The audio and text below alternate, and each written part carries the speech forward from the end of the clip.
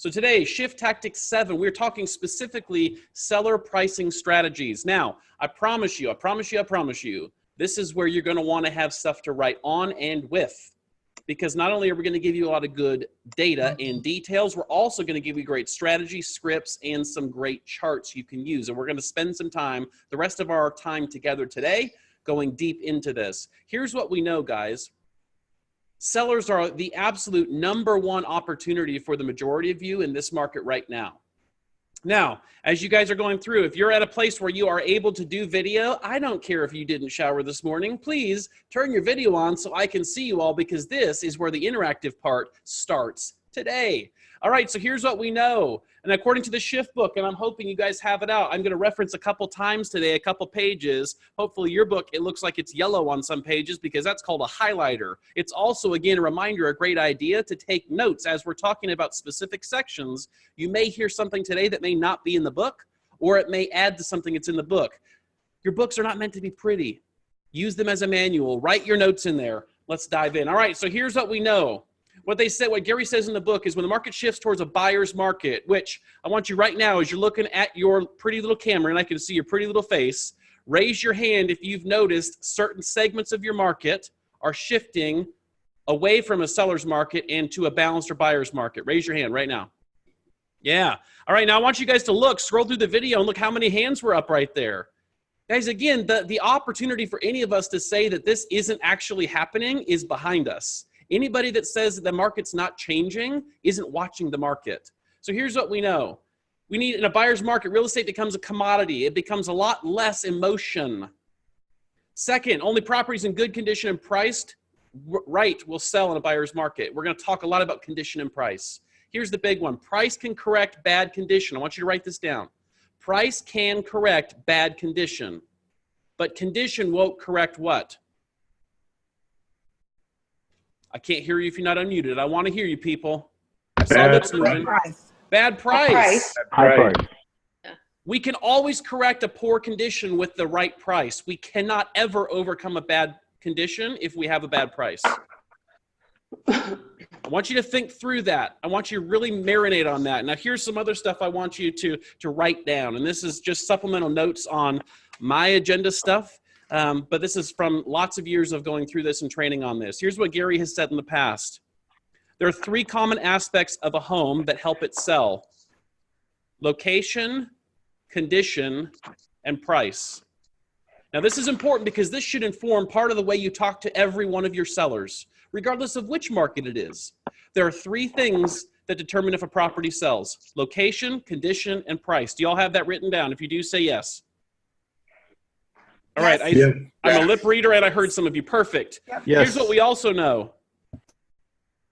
What we also know is in a shifting market, whether it's shifting one direction or the other, it is a price war and a beauty contest. In a shifting market, you are in a price war and a beauty contest. Somebody tell me, what do I mean by that? You've got to be the prettiest. You got to have the best product at the best price. Yes, you got to have the best product at the best price. So you have to be the best condition. You also have to be the best value, right? Now, again, all the stuff I'm giving you today, the reason this is so important and so powerful for you when you're talking to sellers, it removes the emotion from it. One of the biggest ways we as agents get into problems in pricing properties is we buy into the notion that it matters what we think it's worth. What actually matters? What the buyers. What they think it's worth. Yes, what the buyers think it's worth. That's the only thing that matters. However, a lot of us fall into the trap when we're at a listing presentation and the seller says, hey, what do you think it's worth? Hey, Carol, what do you think it's worth? And a lot of us, if we've learned the hard way, we've made the mistake of saying, well, I think it's worth this. And we completely miss an opportunity to consult these people into it doesn't matter what I think or you, Mr. Seller or Mrs. Seller, think it's worth. The only thing that matters is what our buyers think it's worth. We have to, from the very beginning, remove emotion from the conversation. Otherwise, you're never going to get the right price. That's going to be both price for condition and the type of market we're in. Does that make sense to everybody? Are we good? Can we keep moving? Yes. Right, yes. Yes. All right, good. Now, here's what we also know. Correct pricing represents 80% of your marketing effort. Have you all had a listing that was way overpriced, yet you did amazing photos, you did like the most incredible marketing job ever, and all you got from it was a really good story because it expired and listed with somebody else at the right price? Has that happened to you? Yep. Yeah, that's a fun one, isn't it? Oh, yeah. That's called an expensive learning lesson. Correct pricing is 80% of your marketing effort. Don't miss the fact there's still 20%, and we're going to talk about that, but pricing is 80% of your marketing effort. Here's what we also know. Your role as an agent in a buyer's market. The good news is, in a buyer's market, what happens in the eyes of the seller in terms of your value as a listing agent? Does it go up or down? Buyer's market, it goes up. It goes up in a buyer's market, right? Because properties aren't selling as fast as they were. Right now, you still in your market, I'm betting, have some price points that regardless of how crappy condition the house is in, it will sell that fast. Yep.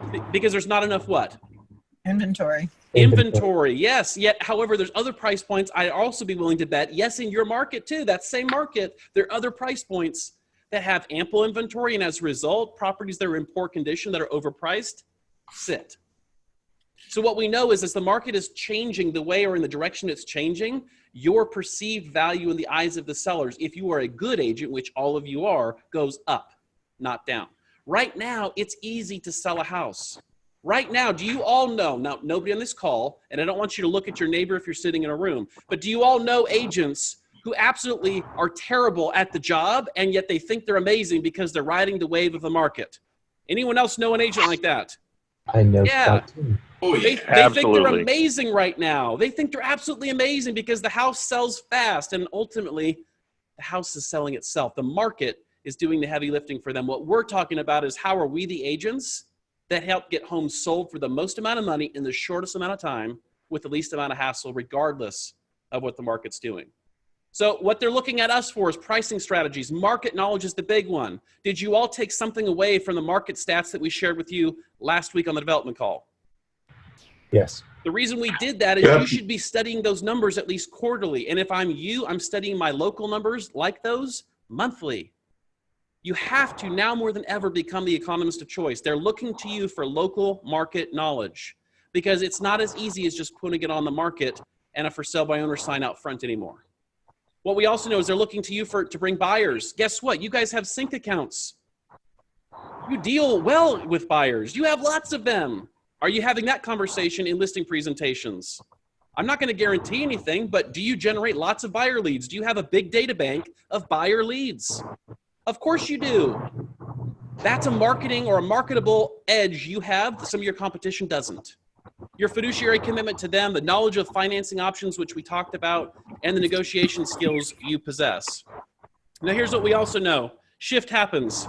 Now, I love this. When I was recruiting in the Market Center, I actually did a postcard with a pile of you-know-what, and it said, shift happens. I got lots of phone calls on it, guys, so it's okay to make light of the fact that the market shifts. Change is the only constant. It's the only constant. However, it's, again, like we talked about last week, those who see that as the opportunity that it actually is that benefit from it the most. So what we need to do is study our market. We need to pre-qual our sellers, which we're going to talk about, and get the right price, which we're going to actually dive deeper into today. So we're talking about looking at the MLS.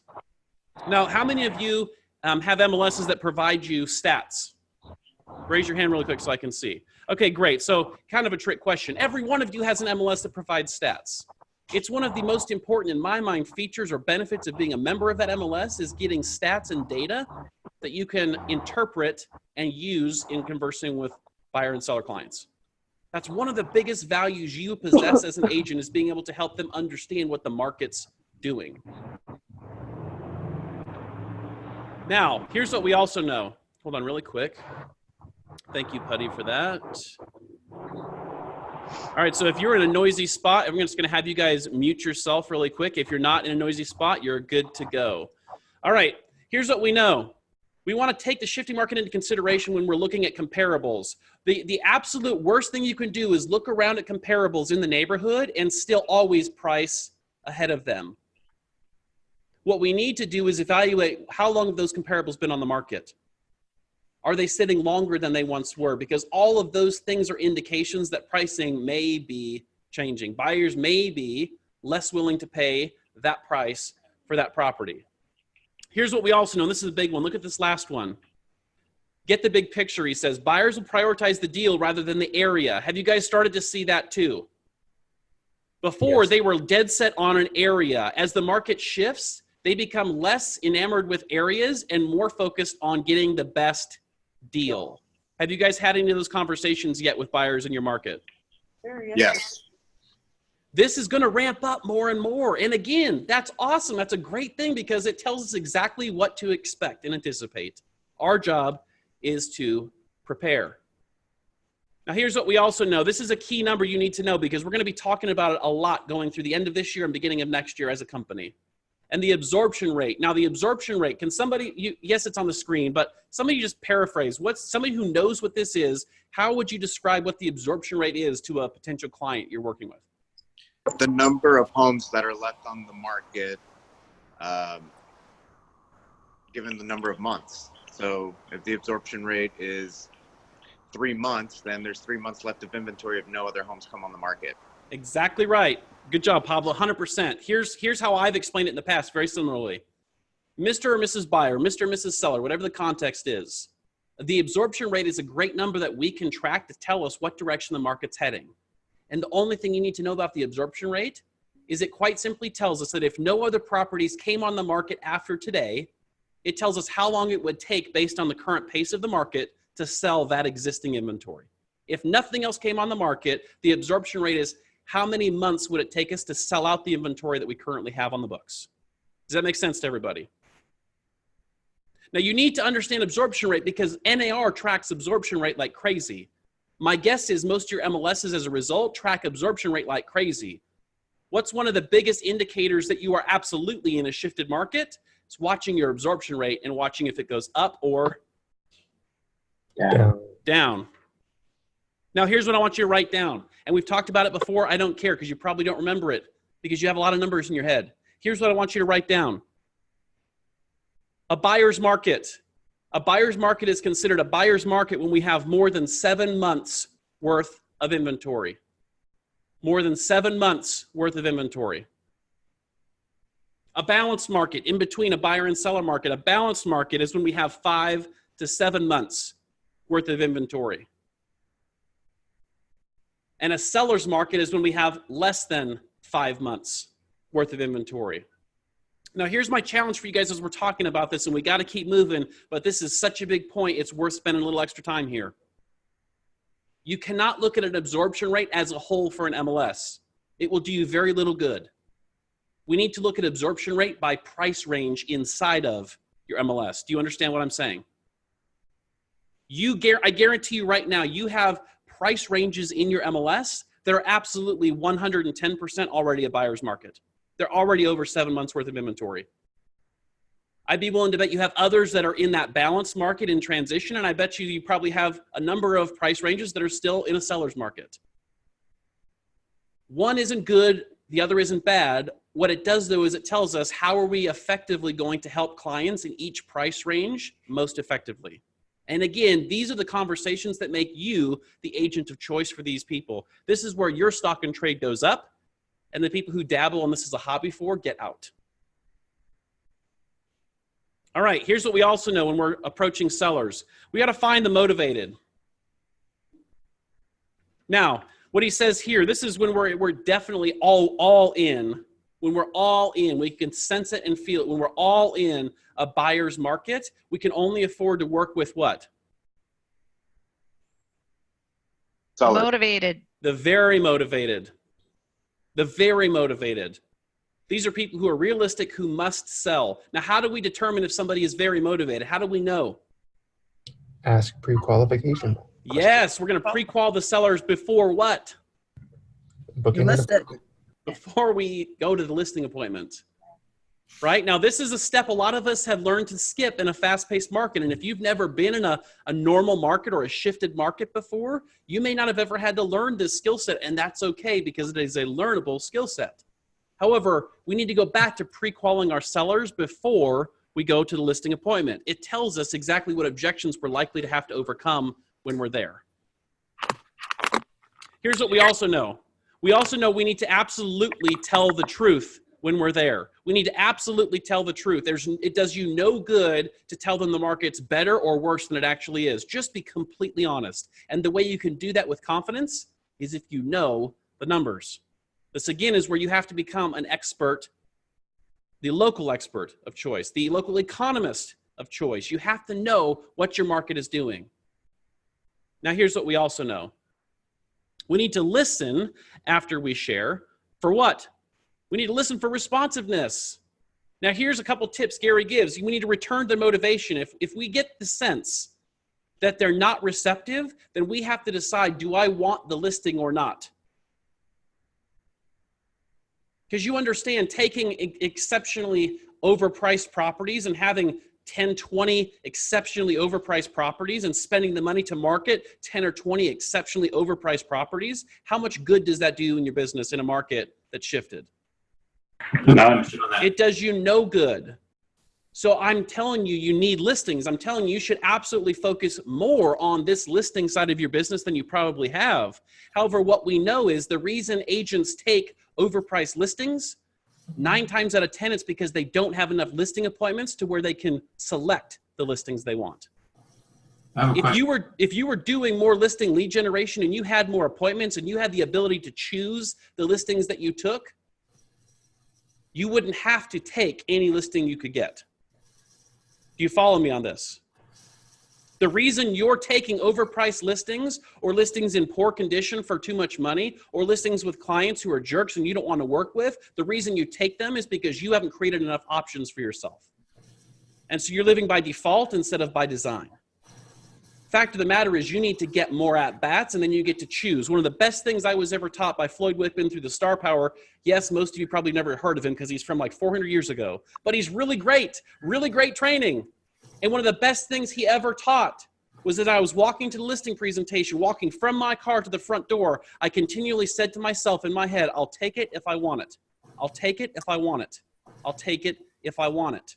Now, that's not an ego thing. There's no arrogance meant by that. But what did that do for me? What kind of a mindset did that frame as I'm walking in to meet with these people? Empowerment. But you don't have to have it. Powerful.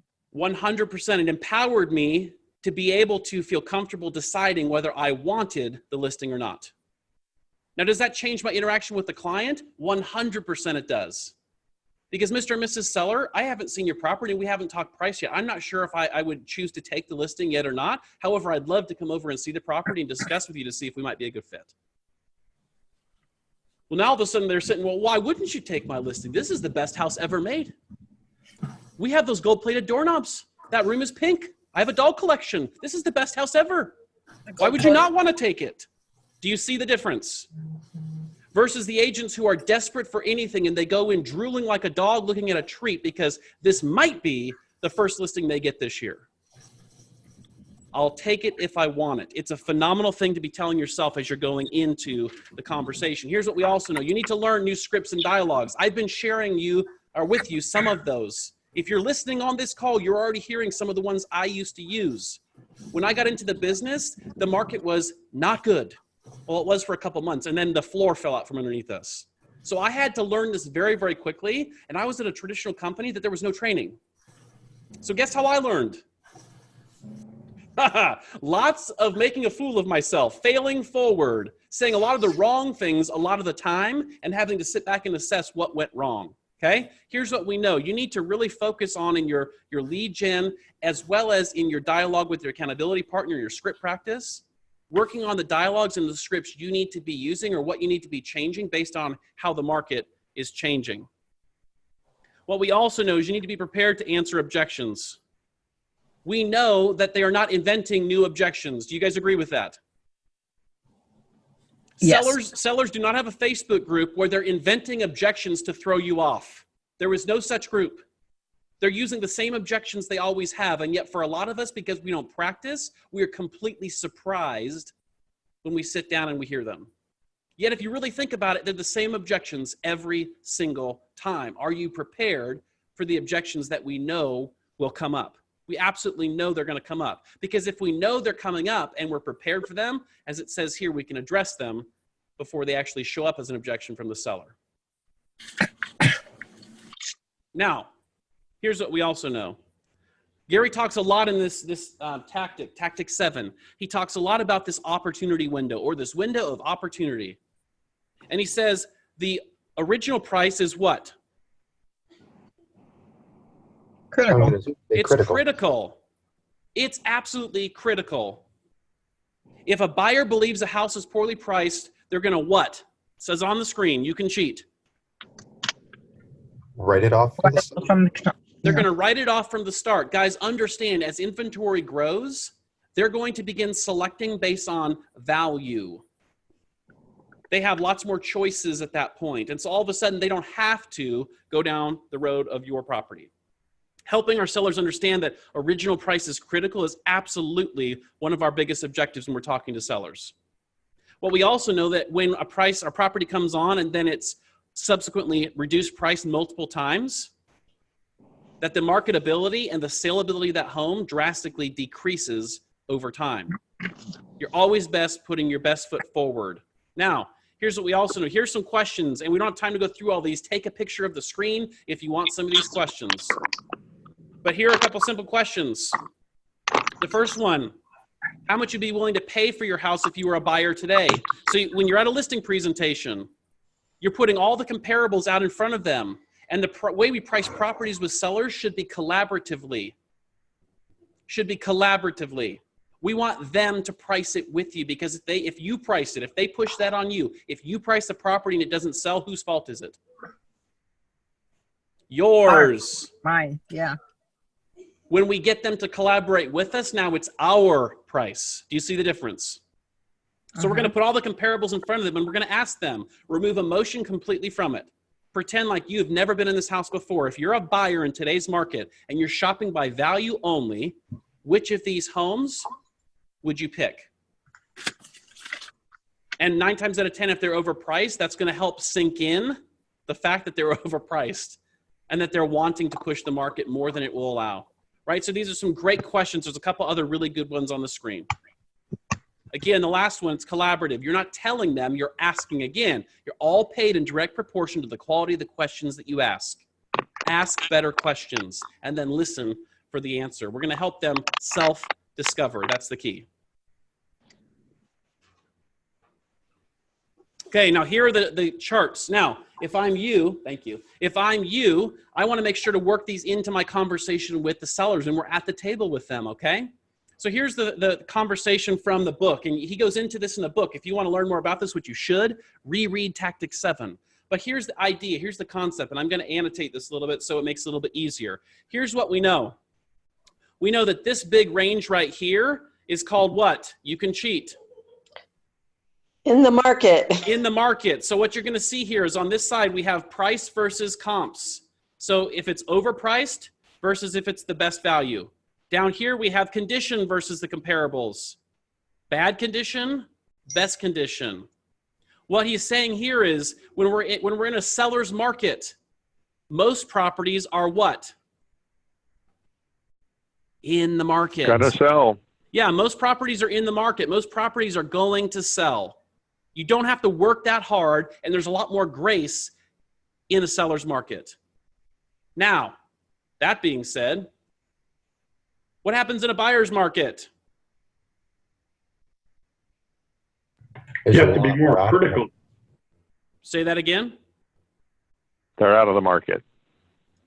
They're out of the market. It's the inverse of the seller's market, guys. Now, the same price versus comps, the same condition versus comps. However, look at, they have to be the best priced and the best condition. The number of properties saleable, the number of properties actually in the market significantly decreases. It does not mean the number of homes on the market decrease. It means the saleability, the window of opportunity for people to actually get the property sold significantly decreases. Are you all with me so far? Now, Yep. Here's what we also know. We know this is a great chart, and I used to use this in a transition market when I was doing listing presentations. And he calls this the tale of two markets, no man's land. What he means by that is that in a shifting market, we still, again, the top third in price and the top third in condition are going to be the properties in the market. Now, the people who are way overpriced and the people who are really terrible condition, that combination, what are they? Out of the market. They're out of the market. Now, the middle is where some of your people will fall.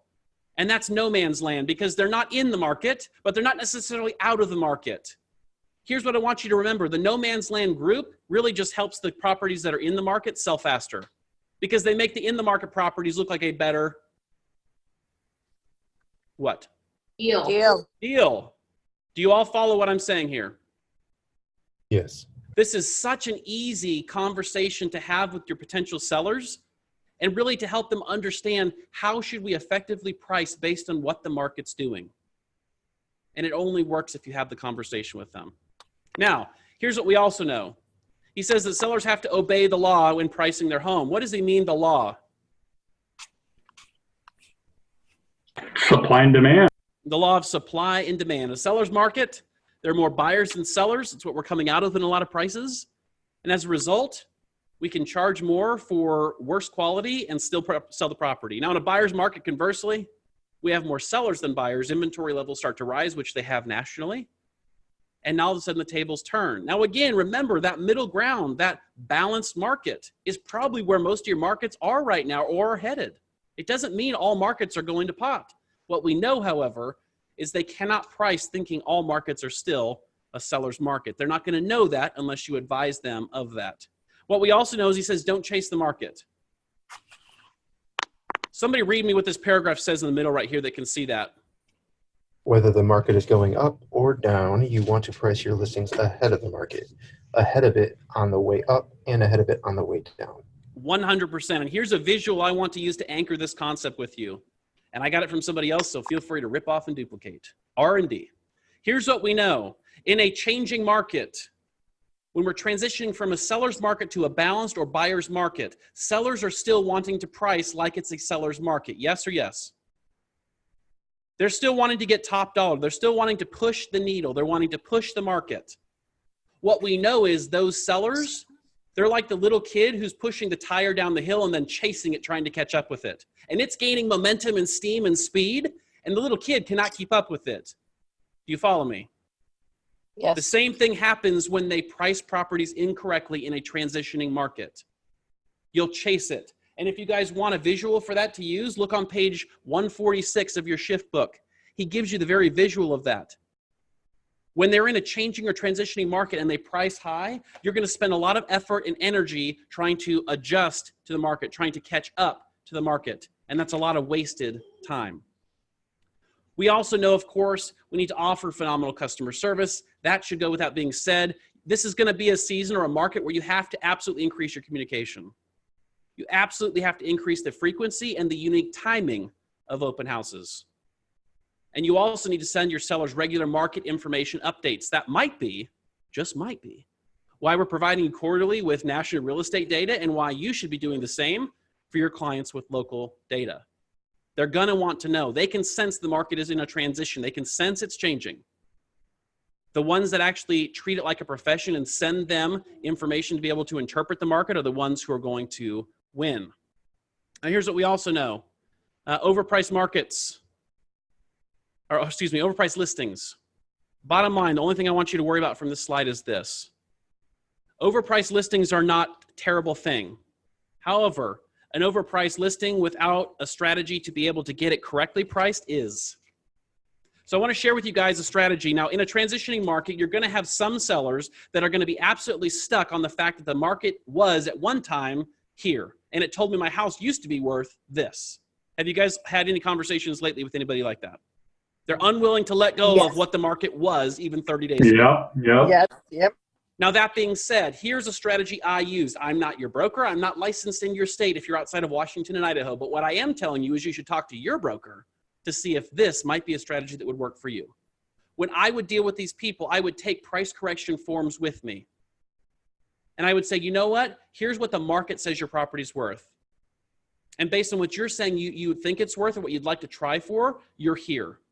Now, I'm okay doing that, but what we know is we have a very short window of opportunity on the front end. So why don't we do this?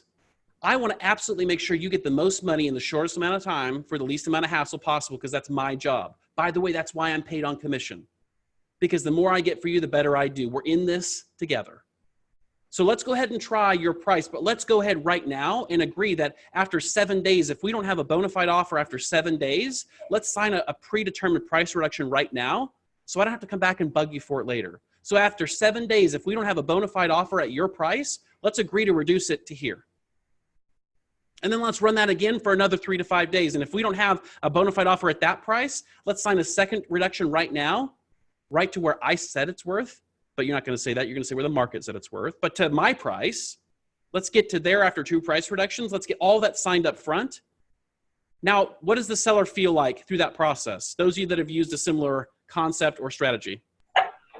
It's the decisions they're making. Yes, they're in control, which they absolutely are. However, you're giving them a path and a mechanism to put their best foot forward to feel like they're getting the absolute most money they possibly could, while at the same time giving them the best chance of still actually selling the property. Now, here's what I'm going to leave you with today.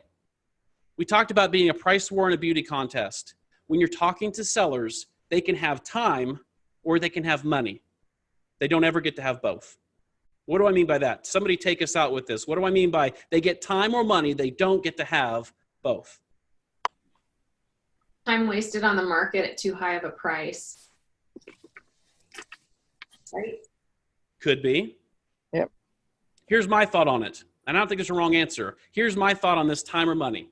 If a seller absolutely needs to get the property sold soon, 30 days or less, they likely aren't going to get the highest price because they're going to have to lower the price to be the best value to get it gone quick.